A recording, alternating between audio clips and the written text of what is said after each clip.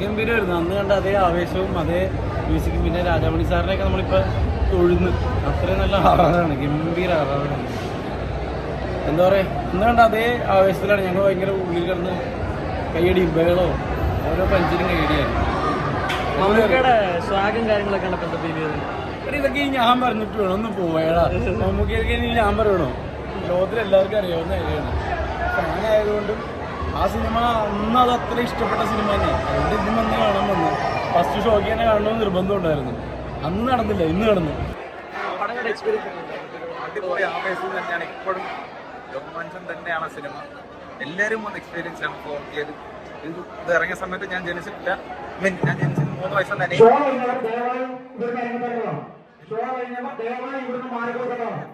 ഇന്നും നിൽക്കുന്ന ഒരു സിനിമയാണ്. എല്ലാവരും ഒന്ന് കാണണം. ടൈം ലെങ്ത് ഒന്ന് കുറച്ചിട്ടുണ്ടെന്നല്ലാതെ എന്തായാലും എക്സ്പീരിയൻസ് ചെയ്യാനുള്ള സാധ്യത ഭയങ്കര ഇഷ്ടപ്പെട്ടു. എനിക്ക് ഇപ്പോഴുള്ള ആ ആവേശത്തിൽ കൂടെ ഇങ്ങനെ നിൽക്കുകയാണ്. തിയേറ്ററിൽ നിന്നാണ് അപ്പോൾ അത്രയ്ക്ക് പറയുമ്പോൾ തന്നെ നമുക്ക് രോമാഞ്ചം വരാവുന്നത്. അത്രയ്ക്ക് ഇഷ്ടപ്പെട്ടു. ബാക്കി എനിക്ക് പറയാം, മഹാ അടിപൊളിയാണ്. ഞാൻ ഈ സിനിമ അറിയാൻ ജനിച്ചിട്ടില്ല.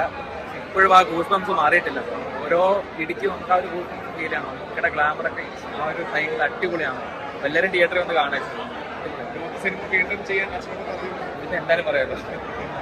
അപ്പോൾ ഷാഹിദ് സാറിന്റെ മക്കളെന്ന നിലയ്ക്കും അല്ലെ അദ്ദേഹത്തിന്റെ സിനിമയുടെ ഫാൻസ് എന്ന് വിളിക്കുന്നത് പറയുവാണെങ്കിൽ ഇനി അദ്ദേഹത്തിന്റെ ഏത് പടമാണ് നിങ്ങൾക്ക് ഒരു 4K റീ റിലീസ് കാണാൻ ആഗ്രഹമുണ്ട്?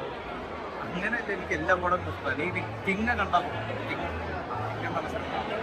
എന്തുകൊണ്ടാണ്? എനിക്ക് അങ്ങനത്തെ പവർ ഡയലോഗ്സ് നമ്മുടെ ലുക്ക് ആ സ്റ്റൈലും ഭയങ്കര ഇഷ്ടം. കാരണം ഇതൊക്കെ വീണ്ടും റിലീസ് ചെയ്യുമ്പോൾ വീണ്ടും ആളുകൾ ഇഷ്ടപ്പെടുന്നുണ്ട്. പക്ഷെ ഇപ്പൊ അതുപോലെ സിനിമകൾ കുറവാണ്. അതെന്തുകൊണ്ടാണ് എനിക്ക് നിങ്ങളൊക്കെ പുതിയ ഡയറക്ടേഴ്സ് ആണല്ലോ, ഇതുപോലെ നല്ല ഡീപ്പ് ഡയലോഗുകളൊക്കെ കുറഞ്ഞു വരികയാണ്. പക്ഷെ ഇപ്പോഴും എൻജോയ് ചെയ്യുന്നുണ്ടല്ലോ, ഇപ്പോഴും ആളുകൾ റിപ്പീറ്റ് ആയിട്ട് കാണുന്നുണ്ട്. അതെ അതെ. അപ്പൊ എന്തുകൊണ്ട് അത് വരുന്നില്ല എന്ന് ചിന്തിച്ചിട്ടുണ്ട്? നമ്മുടെ ഡയറക്ടറും കൂടി ആയതുകൊണ്ട്. ഞാൻ അങ്ങനെ ചിന്തിച്ചില്ല. നിങ്ങൾ അങ്ങനെ എഴുതുന്നുണ്ടാവില്ല. കുറെ മാറ്റങ്ങൾ വന്നിട്ടുണ്ടല്ലോ, ഒരുപാട് ചേഞ്ചസ് വന്നിട്ടുണ്ട് സിനിമയിൽ. അപ്പം അതിൻ്റെതായ ചേഞ്ചസ് വരുമ്പോൾ അതിൻ്റെതായ രീതി മാറും എന്നുള്ളത് മാത്രമേ ചിന്തിച്ചിട്ടുള്ളൂ. അതൊന്നും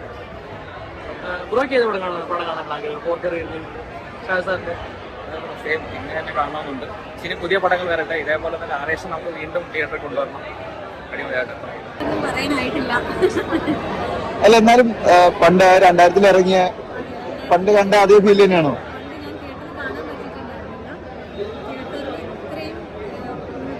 സാങ്കേതിക വിദ്യ വെച്ചിട്ട് പടം തിരിച്ചു വരുമ്പോൾ അതേ ഒരു എക്സ്പീരിയൻസ് തന്നെയാണ് ഇപ്പോൾ പല ജനറേഷൻസിലെ ആളുകളുടെ കൂടെ ഇരുന്നിട്ടാണ് നമുക്ക് കാണാൻ പറ്റിയത്. അതിൽ ഏറ്റവും എക്സൈറ്റഡ് ആയിട്ട് പേഴ്സണലി എനിക്ക് തോന്നിയത് ഈ ഒരു യങ്ങർ ക്രൗഡ് ഉണ്ടല്ലോ. ഈ പടം ഇറങ്ങിയപ്പോൾ ജനിച്ചിട്ട് പോലും ഇല്ലാത്ത ഇപ്പം എൻ്റെ ഓഫീസിൽ തന്നെയുള്ള ഒരു കുട്ടിയുണ്ട്. ആൾക്ക് 5 മാസമുള്ള സമയത്ത് ഈ സിനിമ റിലീസായിട്ടുള്ളത്. അപ്പോൾ ആളിപ്പോൾ എൻ്റെ കൂടെ ഈ പ്രോജക്റ്റിൽ വർക്ക് ചെയ്തതിൽ ഭയങ്കര എക്സൈറ്റഡ് ആണ്. നമുക്കൊരു മൈൽ സ്റ്റോൺ പ്രോജക്റ്റാണ് വെള്ളിയേട്ടൻ. ഒരു ഓണറാണ് ഇങ്ങനത്തെ സിനിമകളിൽ. മലയാളം സിനിമയെ റീഡിഫൈൻ ചെയ്ത ഒരുപാട് സിനിമകളുണ്ട്. ജനങ്ങൾ കേട്ടത് നല്ല സെലിബ്രേറ്റ് ചെയ്ത സിനിമകളുണ്ട്. ആ നൊസ്റ്റാൾജിയും ഇമോഷനും എല്ലാം തിരിച്ചു കൊണ്ടുവന്നിരിക്കുകയാണ് ഈ ഒരു സിനിമ. ഭയങ്കര എക്സൈറ്റഡ് ആണ്. ചേച്ചി എന്നാലും പ്രതീക്ഷിച്ചിട്ടുണ്ടായിരുന്നു ഇങ്ങനെ ഒരു പടം റീ റിലീസ് ചെയ്യാൻ, അല്ലെങ്കിൽ ഇതിൽ വർക്ക് ചെയ്യാൻ പറ്റും, ഇതിന്റെ ഒരു ഭാഗമാകാൻ പറ്റുമോ? എക്സ്പെക്ട് ചെയ്തിട്ടില്ല. പേഴ്സണലി ഞാൻ വളരെ ഓണറാണ്. എനിക്ക് എന്താ ഒരു ഓവർവെൽഡ് ഫീലിംഗ് ആണ്.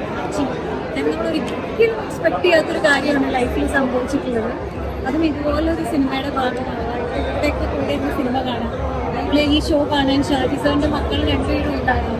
അവരുടെ കൂടെ ഇരുന്ന് രണ്ടാമത് എക്സ്പീരിയൻസ് ചെയ്യാൻ പറ്റിയത് ഒരു കോർ മെമ്മറിയാണ്. നമുക്കടെ ഏറ്റവും കൂടുതൽ ആഗ്രഹിച്ചിട്ടുള്ള ഒരു പടം റീ റിലീസ് ചെയ്യണമെന്ന് ആഗ്രഹിച്ചിട്ടുള്ള ഒരു പടം ഏതായിരിക്കും? ഞാൻ ഭയങ്കര പോസിറ്റീവ് ഫാനാണ്. എനിക്ക് ഭയങ്കര ഇഷ്ടമാണ്. കുറച്ച് പടങ്ങളിലൊക്കെ വർക്ക് ചെയ്തിട്ടുണ്ട്. പക്ഷെ നമുക്കിടെ ഒരു മാസ് പടം ചെയ്യണം എന്ന് എനിക്ക് ഭയങ്കര ആഗ്രഹമായിരുന്നു. ഞങ്ങളൊക്കെ ഇൻഡസ്ട്രിയിൽ വന്നിട്ട് വളരെ കുറച്ച് വർഷങ്ങളെ ആയിട്ടുള്ളൂ.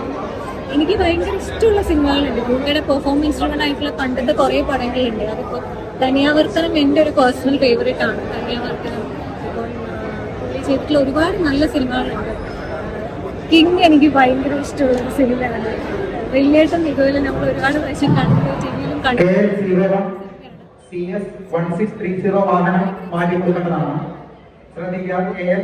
എല്ലാവരും ഏറ്റവും കൂടുതൽ ആഗ്രഹിക്കുന്ന പടമാണ് റിലീസ് ചെയ്യണമെന്ന്. Bilal should come back. എങ്ങനെയുണ്ടായിരുന്നു പടം?